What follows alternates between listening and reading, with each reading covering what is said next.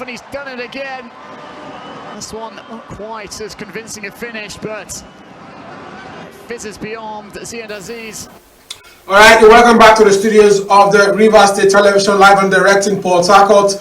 We just watched highlights of the semi-final match of the futsal match between Libya and host Morocco. Morocco progressing to the finals of that tournament. We talked about the president of the Nigerian community in Libya. We have him live and direct, Mr. Peter Omorege. Sir, clarify, are you currently in Libya or in Turkey? Sir? Can you hear us? Yeah, I'm hearing you. All right, Lawrence. So we just want to clarify: are you still in Libya or in Turkey? When we talked yesterday, you said you were on your way to Turkey. Yeah, I'm in Turkey now. Yeah, I travel out from Libya. All right. Yeah. Okay, so take us through. Tell us about sports in Libya, and then tell us about sports in Libya. We have so many questions for you. What is sports and football in Libya like?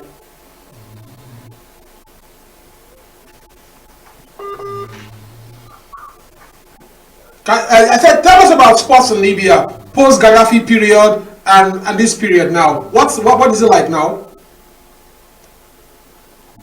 Yeah, now it's not like before. During the former president, the football then before was very good at there is no one of sport. And now after the fall of the Gaddafi, there are a lot of things that changed because they could not able to have people cover. But Libya is a lover of sport. They love football. They love football. I can say that. They love football very well. Do we have enough Nigerian players in the Libyan league? Yes, for before we have a lot.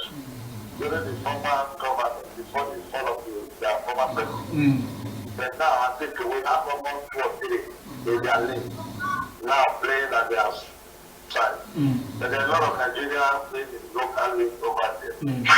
Okay, Mr. Peter. Now, Yeah. I think they are not much as before. Okay, so can we talk about the Nigerian community in Libya? We understand that you people organize a football competition being put together by Edo State people. Was it being put together by Edo State contingent, or was it just Nigerians in Libya? Yeah, it's just Nigeria in Libya. And there's what they call a club called All-Star Club.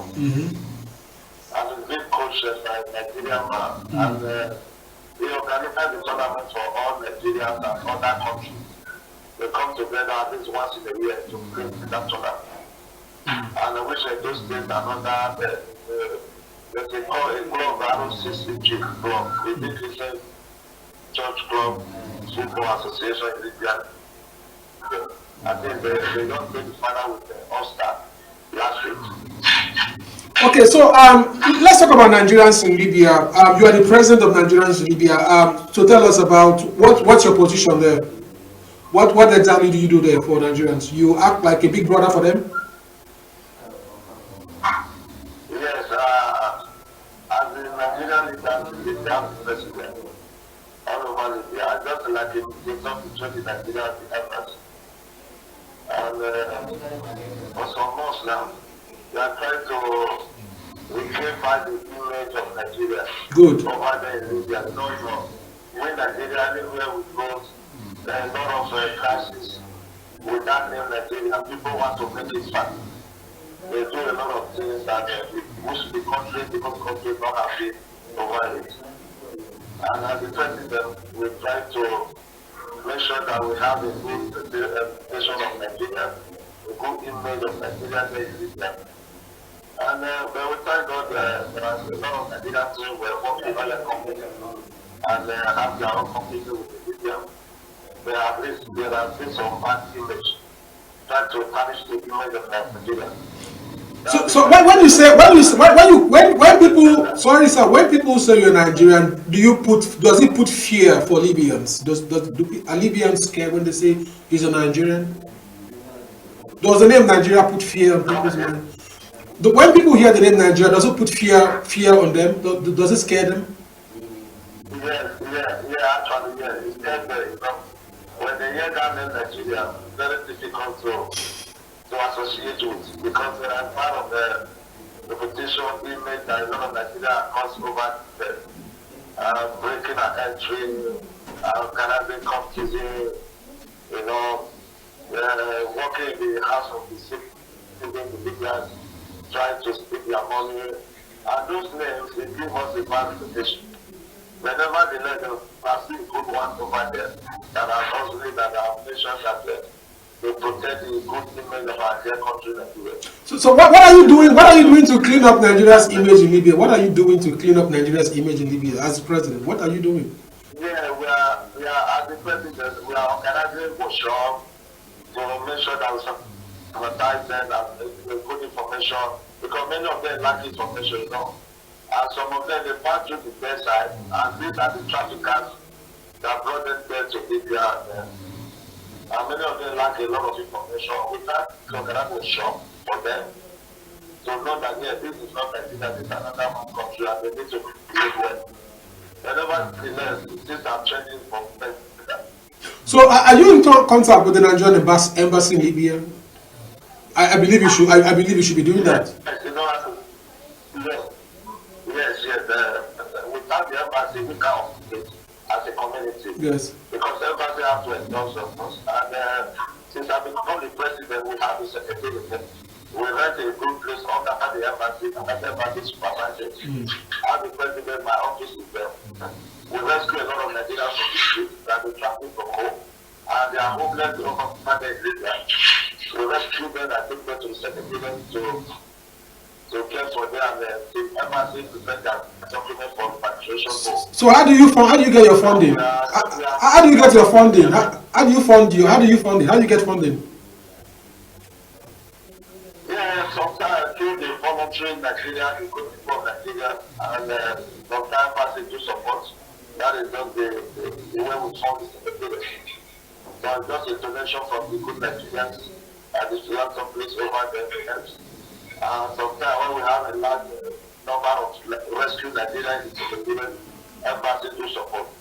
All right, we're still talking with Mr. Peter Omorege. Stick around with us. Let's go back to that futsal clip. We'll take a look at the other match involving Angola. And when we come back, hope we can connect with Peter to give us more updates on Nigerian sports in Libya.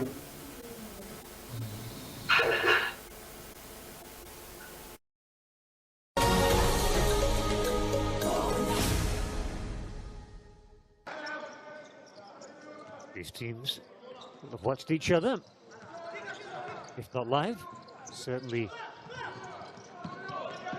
training sessions. First real shot, and the second in the opening goal of the game goes to Angola. Appeals from the Egyptians, but they fall on deaf ears. Referee's not interested. Marco Antonez's team take an early lead in just the second minute. Well, I said at the top of the game, Angola really impressive in qualifying. Braulio with the first shot. Good save by Gamal. But look at that, Chico. Well held up. Lovely return pass. And there's the equaliser. Superbly taken and superbly built as well. Really well constructed goal. And Egypt back level in a matter of seconds. Admire the build-up. El Ashwell, slide rule pass. It's lovely technique by Anderson. Lost his balance rather. Slipping. Final pass. Not accurate by Joe. All the way back. Raheem continues his run. Shot on goal. Well saved. Nice height for Gomito. Chico, you could tell he wanted to play the 1-2 quickly with Anderson. Terrific pace and power. Pudi pulls the trigger. Give time.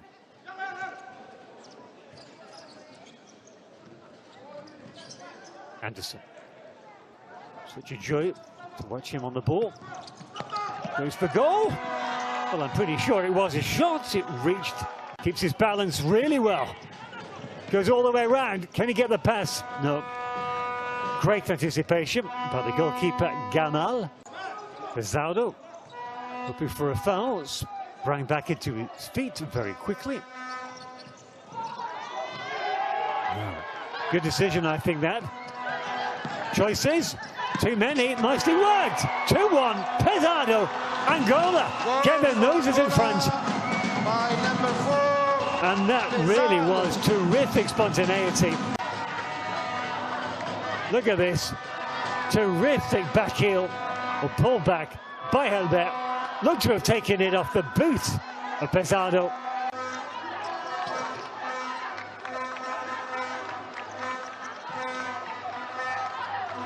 Egypt top their group with maximum points. Kicked off with a 4-0 win. That's a terrific ding-dong duel between Anderson and Aid. Puts inside onto the left. Boom! Terrific stop. Gomito. Look at that. Koki holding back Anderson. Nearly such a hard chance for Braulio. Tried the technique with the outside of his right boot, because with penalties you've got to remember, just as important as the penalty is the rebound and the follow-up. Raheem blasts into the corner of the net. Fantastic spot kick. Great balance as well. Goalkeeper came out of his area. Look at that. Absolute rocket shot. During half-time, the crowd has been in terrific spirits. That's going to continue, I'm sure, here in this second period. Or dispossessed. Joe goes all the way.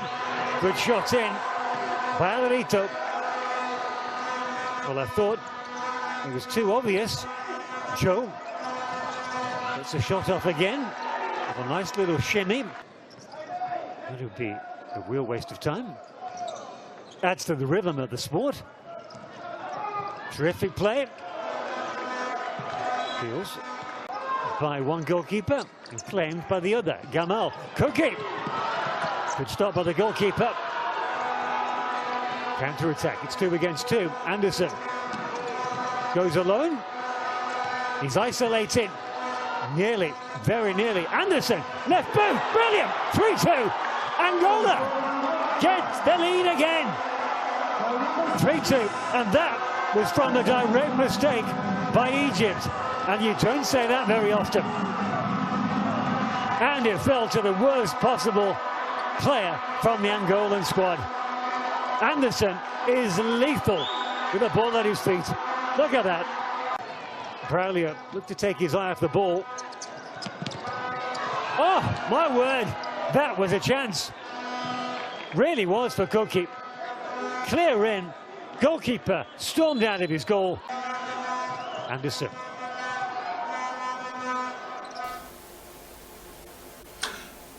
Welcome back to the studios of RSTV, wherever you're watching us on Go TV, on Star Times, or any of our platforms. We still have the president of the Nigerian community in Libya, Mr. Peter Omoroge. He's been talking to us about Nigerian sports in Libya and how Nigerians have been faring in Libya. Let's bring a recap again for what you said. Recently, your community organized sports in Libya. Was it in Benghazi or in Tripoli?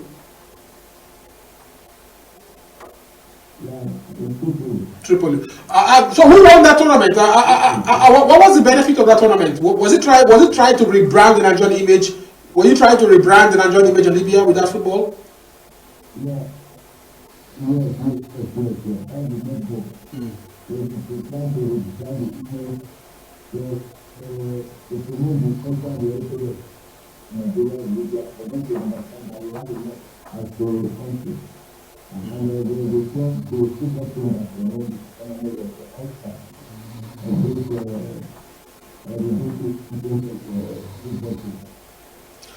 Okay, so how is it being connection, your relationship with Libya? Recently we heard that you had some small problems and then you sorted it out.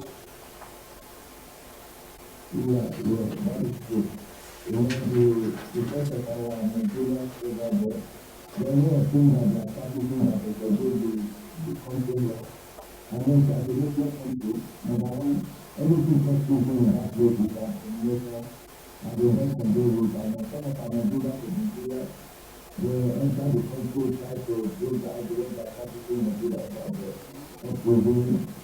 you saying Nigerians are practicing cultism in Libya?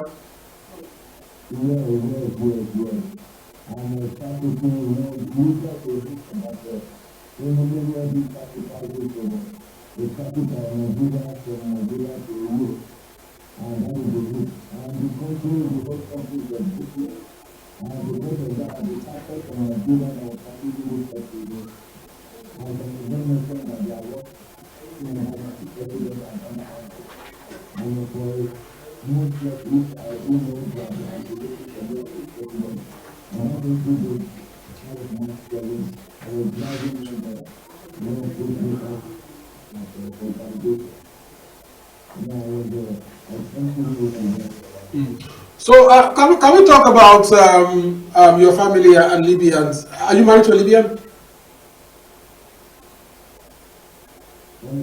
Are you married to a Libyan?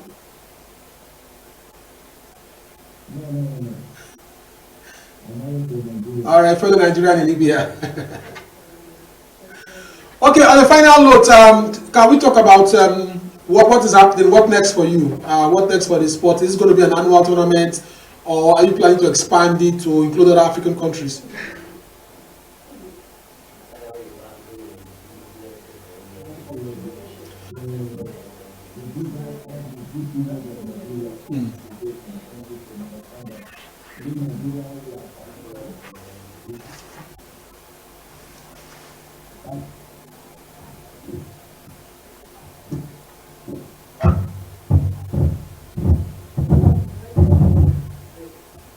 I'm sorry, we're having.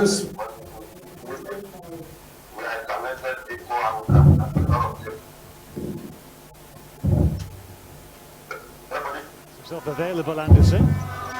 Chico backtracking. That's better. Niggly. A little bit of extras there. By Assam. 4-2.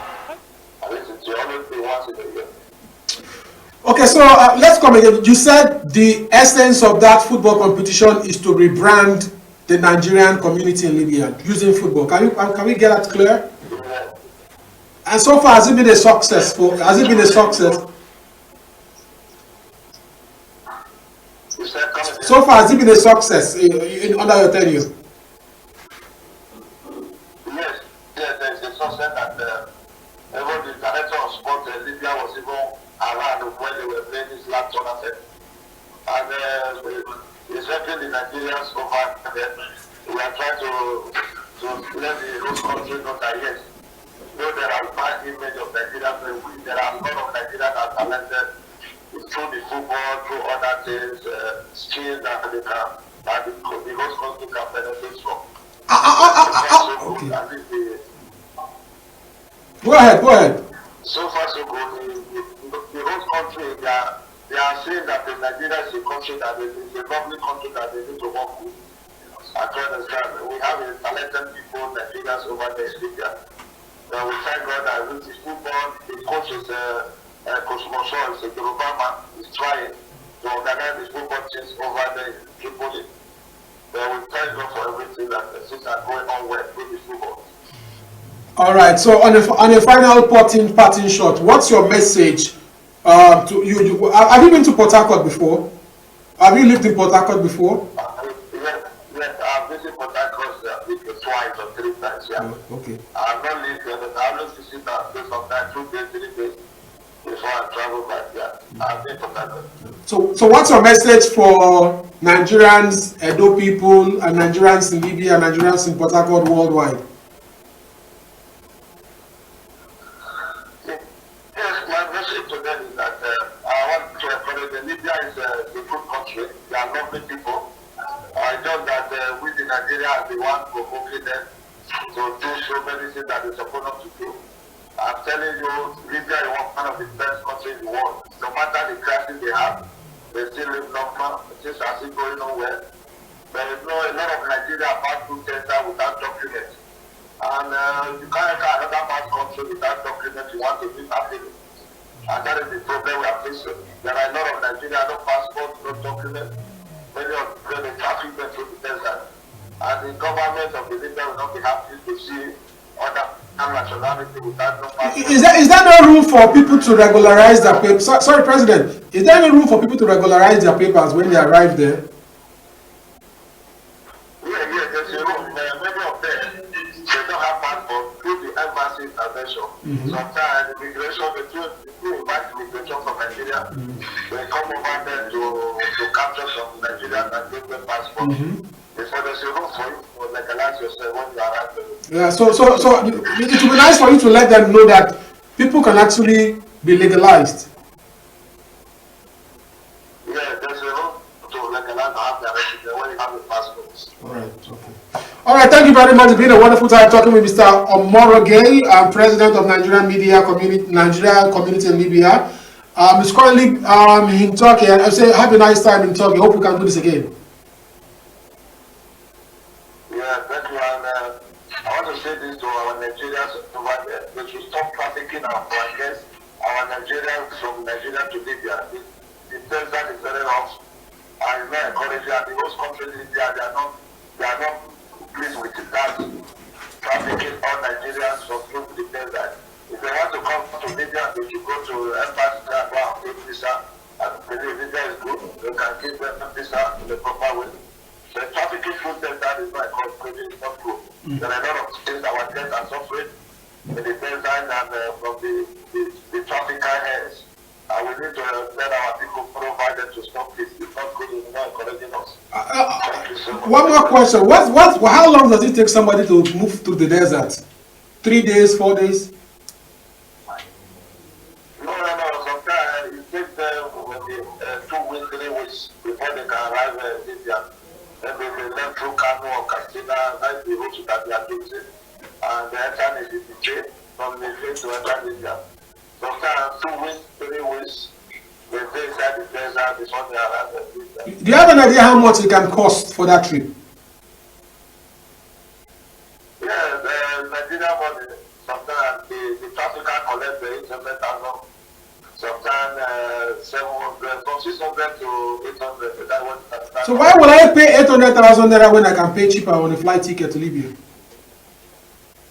Yes, because of the visa, to get the visa without invitation is not easy. It's better they take the route of the desert, which is very dangerous for them. It's 50-50.